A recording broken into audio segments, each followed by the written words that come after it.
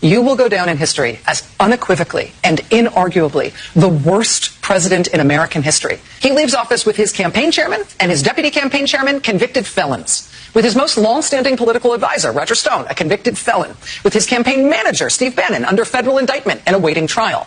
With a criminal investigation of himself and his business underway in New York, and possibly another criminal investigation pending against him soon in the state of Georgia.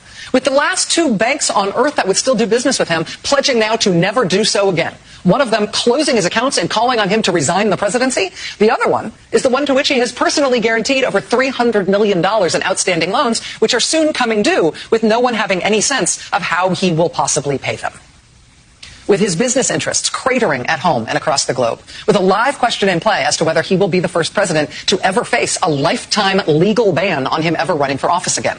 With even his wife leaving Washington with an approval rating nearly 20 points lower than any other first lady in history. She is the only first lady in history to be viewed on balance negatively by the American public. That's like a physical impossibility, but he's managed it somehow.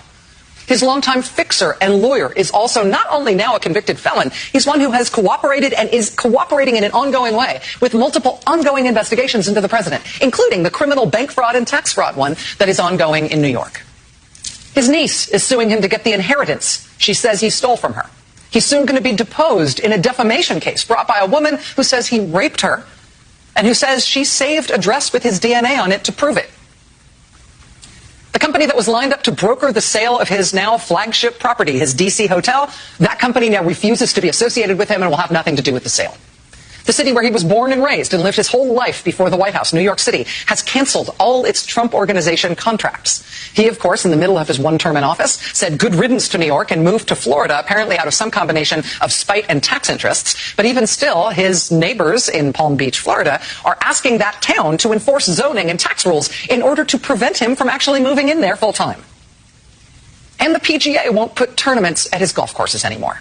And he's banned from Twitter and Facebook and YouTube and Instagram.